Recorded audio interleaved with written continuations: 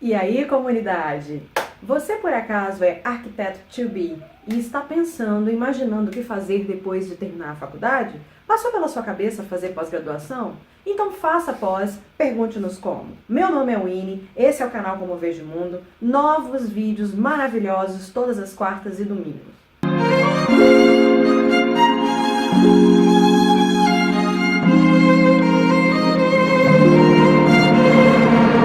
E aí, pessoal, eu sei que hoje não é o segundo domingo do mês, mas como o segundo domingo do mês foi o dia do meu aniversário, o vídeo de arquitretas foi passado para frente. E aí, o que eu queria falar com vocês hoje? Eu queria contar para vocês a minha experiência como um arquiteta que faz pós-graduação. Mas antes de explicar para vocês a minha experiência com pós-graduação e explicar para vocês os trâmites de como fazer pós-graduação em arquitetura, eu vou pausar esse vídeo uns 5 segundinhos para você poder se inscrever, tá?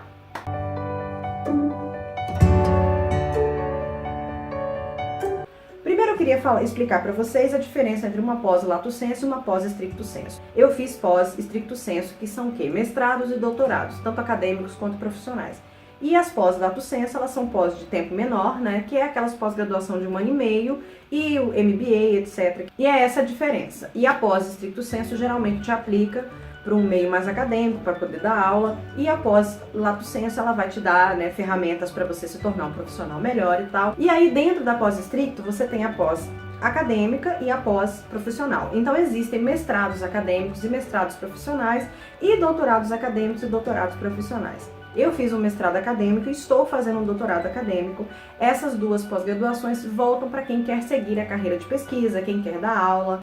A ênfase dos dois tipos de cursos são diferentes, obviamente, mas elas existem para ambos. E a parte legal é que todos os tipos existem em universidades públicas e você pode tentar fazer esse curso de graça. Em geral, muitas pessoas têm o preconceito de achar que só porque você fez faculdade em faculdade particular, você não consegue entrar numa pós-graduação em federal. E isso é uma belíssima mentira, porque não há favoritos no processo seletivo. Eles aceitam quaisquer um que se inscrever, desde que você tenha, né, o seu nível, se você prove que você é capaz de fazer sua pesquisa. No meu mestrado eu tive algumas colegas que fizeram o seu curso de graduação em particular e fizeram mestrado na federal. E é bom porque, além do nível ser maior, o curso de mestrado e doutorado acaba sendo gratuito e às vezes até tem bolsa de estudos. E a particular, geralmente o curso de mestrado e doutorado é muito caro. E aí você chega aos processos seletivos. Como acontece o processo seletivo? Eu vou explicar dois tipos diferentes de processos seletivos que eu fiz. Então o meu mestrado ele foi um processo seletivo que eu acho que é o mais comum, que é você faz uma prova de conhecimentos específicos, que geralmente tem um edital, onde eles liberam as bibliografias para você estudar para essa prova. Depois eu fiz uma entrevista e antes de fazer esse processo eu entrei com a minha inscrição, que incluía um projeto de pesquisa. O meu processo seletivo do doutorado não tinha prova, era a inscrição do projeto de pesquisa e depois tinha entrevista. Eu esqueci que uma das provas de dois processos que eu fiz era o conhecimento de idiomas. No mestrado eles exigem que você faça uma prova ou então que tenha proficiência em pelo menos um idioma, além do português. Geralmente a própria universidade coloca os idiomas que ela prefere, e no doutorado geralmente eles exigem 2 idiomas. Como eu só tinha a proficiência em inglês no doutorado, eu fiz também a prova de espanhol para entrar. A prova de idioma é uma prova desclassificatória, ela não é classificatória, ela é uma prova que se você não passar nela você não consegue entrar, mas ela não é uma prova que faz diferença na nota final. Então se você tirar 6 ou tirar 10 não vai fazer diferença. E aí eu falei para vocês do projeto de pesquisa. O que é o projeto de pesquisa? O projeto de pesquisa ele é um projeto onde você vai colocar as suas intenções do que você quer pesquisar nesse processo. Eu estou falando do mestrado, doutorado acadêmico, eu não sei dizer como é que é o profissional. No acadêmico você faz um projeto para mostrar o que você quer pesquisar, qual o seu objetivo e quais são o tempo que você vai gastar, quais são o objeto de estudo que você vai ter, qual é o lugar onde você quer estudar, se você quer fazer um projeto sobre a sua cidade, ou sobre um rio que passa na sua cidade, ou sobre uma igreja que é um patrimônio da sua cidade. Você vai colocar as ferramentas que você vai usar para fazer esse projeto e você vai colocar suas intenções de bibliografia. Geralmente já entra uma revisão bibliográfica nesse projeto de pesquisa. Esse projeto de pesquisa tem entre 10 e 15 páginas em geral. Algumas universidades trabalham com letras com número de palavras, aliás, mas em geral ele tem um tamanho mais de 10 a 15 páginas e você encontra na internet diversos modelos. Não necessariamente esse projeto de pesquisa vai ser o que você vai pesquisar, porque pode ser que você vai entrar com um orientador e esse professor vai achar que aquele projeto de pesquisa seu não se encaixa tanto nos interesses dele, ou que talvez você não tenha tempo prático para poder desempenhar e o seu projeto vai mudar. Qual foi a minha trajetória? Em 2013 eu terminei minha faculdade e eu entrei para uma empresa trabalhando como técnica, não trabalhava como arquiteta. Eu já trabalhava em escritórios como estagiária nos 2 anos anteriores, mas enfim, saí da faculdade já praticamente empregada. Só que a minha vontade sempre foi fazer mestrado, e aí, em final de 2014, eu acabei com uma questão lá de ser mandada embora, e eu passei no processo seletivo para fazer o mestrado no programa de pós-graduação da UFES, né?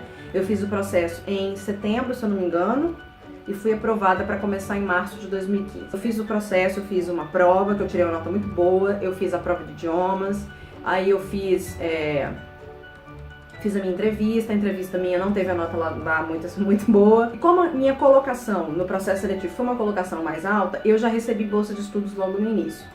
E aí eu vou fazer um parênteses para você. A situação da pesquisa no Brasil está muito difícil. A gente está com pouquíssima verba, vem crise, mas na verdade é uma grande falta de interesse do governo federal em manter as pesquisas, então a gente tem tido um problema com o dinheiro. Quando eu entrei, eu e mais umas 2 ou 3 pessoas ganhamos bolsa e muita gente ficou sem bolsa. E é muito difícil fazer um mestrado e um doutorado lá, estricto sensu, sem bolsa. Porque você tem aulas durante a semana, você tem aulas de manhã à tarde, você tem créditos de disciplina para você tem que fazer estágio, docência. Hoje é uma das exigências de vários programas de pós-graduação é que você faça estágio docência, ou seja, que você auxilie outro professor em sala de aula para aprender a dar aula. Você tem que escrever a sua dissertação e sua tese, que não é uma coisa simples, então é muito difícil. Eu tenho vários colegas que fizeram sem bolsa, mas eles vão dizer melhor do que eu que é muito difícil. Mas eu fiz com bolsa, e aí fiz todas as minhas disciplinas no primeiro ano, que é assim que o projeto de pós-graduação da UFES funciona, de arquitetura. E aí fiz as minhas disciplinas e tal. No segundo semestre do primeiro ano de 2015, eu já fiz o meu estágio de docência. Eu fiz 2 estágios de docência em 2 disciplinas diferentes. Então eu fiquei praticamente com o horário todo cheio e acabava me sobrando muito pouco tempo para mexer na minha dissertação. Só que é mais ou menos isso que eles pretendem mesmo, que você dedique seu primeiro ano totalmente às disciplinas, ao estágio, ao projeto da sua tese e da sua dissertação, para depois, lá no segundo ano ou no seu terceiro ano, quando é o caso do doutorado, você finalmente se dedicar ao seu material. No primeiro semestre de 2016 eu fiz o que eles chamam de qualificação, que é um teste que você faz, que é você escreve 1 capítulo, 2 capítulos do seu trabalho, para mostrar para uma banca um trabalho prévio, em que rumo que aquele trabalho vai tomar, e essa banca vai te avaliar dizendo se você está no rumo certo, se você não está, quais as possibilidades que você deveria ir, se você tem que trocar de tempo de pesquisa, acontece, tá? E depois dessa qualificação, você sendo aprovado, que eu fui, graças a Deus, você está apto para continuar a sua dissertação. Aí eu passei mais uns meses, vários meses pesquisando. Como é a defesa? Você prepara o material, sua tese, sua dissertação completa, mais ou menos amarrada, não está certinha ainda, você entrega para essa banca, que geralmente é uma banca de pessoas que já fizeram parte da sua qualificação. E aí eles vão avaliar isso um mês antes. E aí você vai apresentar o seu trabalho da banca e vai defender a sua dissertação e sua tese. Eu acabei atrasando a minha entrega um mês. Eu tive que pedir autorização, isso não é simples, da cabeça da gente. Você tem que ir lá pedir autorização, porque você tem 24 meses no mestrado e 48 meses no doutorado para defender. E eles deixam você atrasar um pouquinho se você tiver muitos argumentos. Eu tinha argumentos, eu tive problemas. Teve a greve da polícia, eu não consegui ir porque eu estava fazendo trabalho numa favela. Então, tudo isso entra, mas assim, em casos extremos, geralmente eles deixam você atrasar. Só que nesse mesmo tempo, uns meses antes, eu já tinha passado no processo seletivo para o doutorado no Rio. E eu acabei falando, não, eu tenho que fazer o processo seletivo para o doutorado agora. E no meio das minhas escolhas, eu escolhi o FRJ, que é um dos melhores, se não o melhor, programa de pós-graduação de urbanismo do Brasil. Fiz o meu processo muito na cagada, eu achei que eu não ia passar de jeito nenhum. Acabei passando. E aí eu tinha que começar a estudar antes de terminar o meu mestrado, porque eu defendi o meu mestrado dia 5 de abril, se eu não me engano, ou 5 de maio. Comecei o meu doutorado no início de março. Então foi a maior confusão esses primeiros 6 meses, porque eu tive que preparar a minha dissertação para defender, já vim para cá pro Rio, e aí depois participei da minha banca, defendi, fui aprovada, mas tive que fazer os concertos para poder fazer os volumes finais. No doutorado eu fiz o processo seletivo, que foi parecido com o do mestrado, a diferença é que não tinha a prova, era só entrevista, análise do projeto de pesquisa e a prova de idiomas, né, que eu fiz, e era tudo mais ou menos no mesmo dia. Vim pra cá pro Rio, não conhecia ninguém. Eu fiquei no hostel no primeiro mês que eu morava aqui, porque eu não conheço ninguém, eu não tinha família aqui, eu não conhecia absolutamente ninguém. Então eu fiquei no hostel o primeiro mês, minha mãe até veio pra cá ficar comigo uns dias, e aí eu fui parar numa república que fica na Zona Norte. Fiquei 1 ano morando nessa república com mais 14 pessoas. Era uma república bacana, sem muita desordem, mas não era a situação ideal. Mas os meus primeiros 6 meses foram muito difíceis. Primeiro, porque nos meus 2 primeiros meses eu não tinha bolsa. Aí comecei a receber a bolsa não é lá essa Brastemp toda, mas dá pra viver. Só que não dava pra eu viver numa situação melhor do que da República, porque aqui no Rio o aluguel é muito caro, o custo de vida é muito alto. E durante o primeiro ano, que foi ano passado, eu fiz várias disciplinas. Eu fiz, sei lá, 30, 20 e tantos créditos, eu devo ter feito 8 ou 9 disciplinas. Fiquei um bom tempo, mas na metade do ano me deu uma crise muito grande, porque eu não conhecia ninguém, eu estava dentro da República. No período que eu não fazia disciplina, eu ficava sozinha dentro de casa. E, cara, e você ir pro fundão, o fundão não tinha um espaço pra gente ficar, porque a gente não estava sem programa de pesquisa. Quando eu fiz mestrado, eu ficava dentro do laboratório o dia todo com minhas amigas, então eu tinha o que fazer, eu tinha rotina. Aqui eu não tinha, então me deu um desespero e eu quase desisti. Só que aí eu tinha feito o concurso pro professor e não sabia se ia passar, mas por fim fui aprovada e eu ia embora pra Vitória e ficar lá com a minha mãe, só que aí eu resolvi voltar. Eu também não queria ficar o dia inteiro dentro de casa só tendo a tese pra fazer, entendeu? Porque você fica, sabe? E chega um momento que você acaba procrastinando.